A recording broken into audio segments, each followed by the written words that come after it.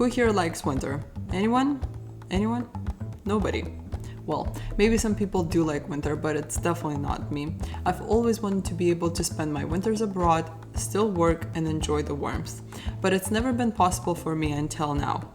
If you're in the same position as me where you're able to work remotely, but maybe think that it's too expensive to leave your apartment here, continue to pay rent, and spend your time abroad, let me prove you wrong. In this episode, I'll show you the exact plan that I'm making for my 1 month's trip to Colombia. If you can't work remotely, this will be definitely tough on your budget to just be without work for 1 whole month. So step number 1 is definitely check with your employer if the country that you want to go to is okay with them. And if you're a freelancer, make sure that the country that you want to go to has a speedy Wi-Fi and you're still able to maintain relationships with your clients. Step 2, this country needs to be cheaper than your home country. You should be able to gain some savings on the money that you would have otherwise spent on groceries, entertainment in your home country. And step 3, do you actually want to learn about their culture and experience living in that country? If you're just going to sit at home and work behind your computer, it's definitely not worth it because, it's kind of the same as you working from your actual home. Now, let me open up my Google Sheets and I will tell you the exact plan of us going to Colombia. For safety concerns, I'm not gonna say the exact dates, but we're going very soon. It's going to be from mid-February to mid-March. I will first start off by making an approximate budget for the trip.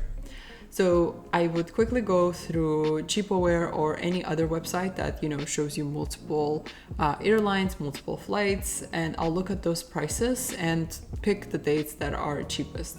I don't actually buy tickets on this website, I just use it for research and then I buy the tickets on the airline's official website.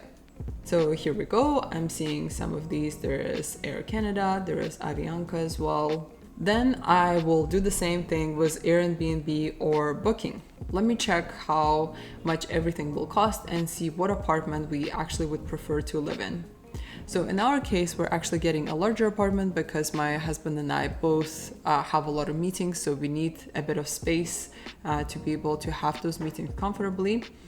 And also some of our family members will come to stay with us while we're in Bogota. Yeah, we're looking at 2-bedroom apartments.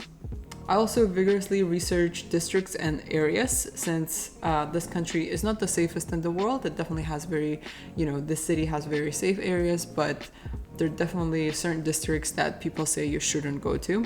So I'm trying to make sure that I pick a safe one for us. After I'm done with that, I try to estimate my budget for food and activities. That's just, I watch some vlogs on YouTube. I try to research, I try to see how other people who have gone there and what they're saying about their budget. I also talk to the people that I know in Colombia, and these are the approximate numbers that I would come up with.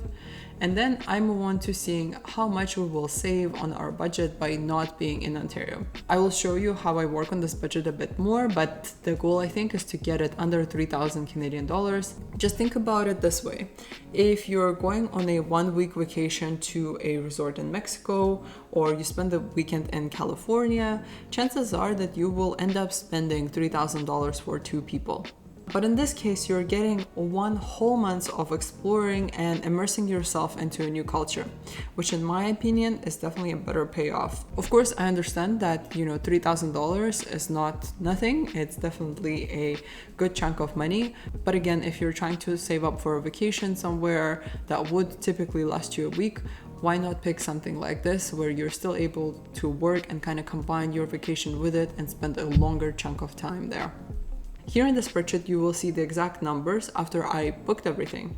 So our flight turned out to be $822 per person. The 2-bedroom apartment that we got in Bogota for the duration of the whole trip is actually $750 per month. So for 1 whole month. Groceries is $75 per week. I think we can get that number down to, maybe 50, but I'll leave it at 75 for now. The same for eating out.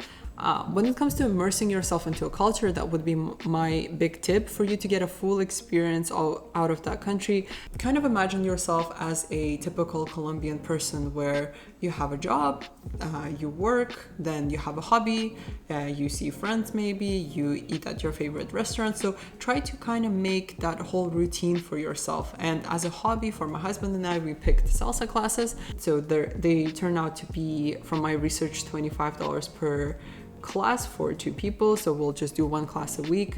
I'm also taking Spanish classes, which I started already. I took Spanish for 2 years in university, but I forgot a lot of it, so I guess I'm just, rebuilding some of the knowledge.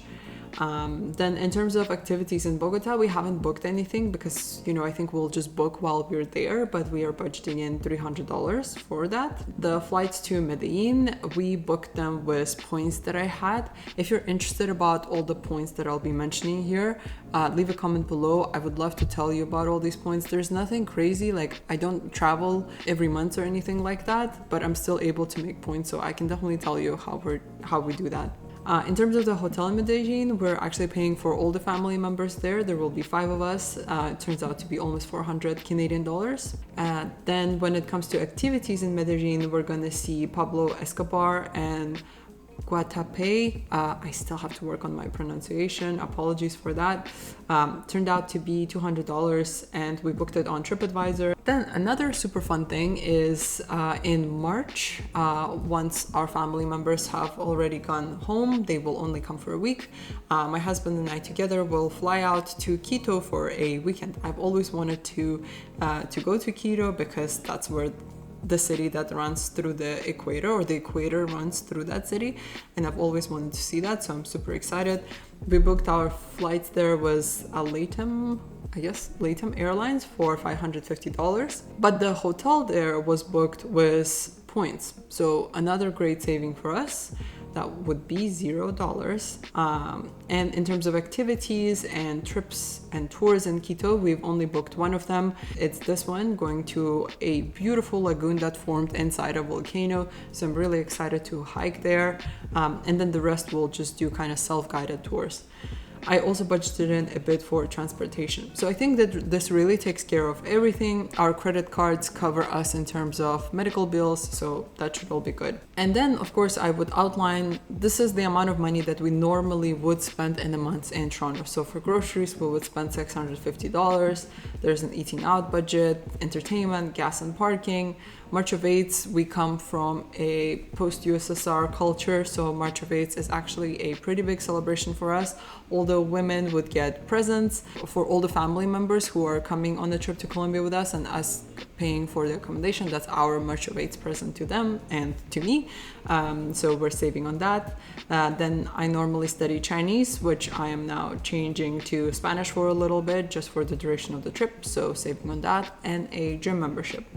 So if I'm counting that all in, we're just under $3,000, which is fantastic. That's just in terms of us booking everything, just seeing how it all plays out. But I've also made these fun plans. So this one is in Russian because it's, to our family members who some of them don't speak English. So it's kind of like a great way that you can print it out or, save it as a PDF and send it to them.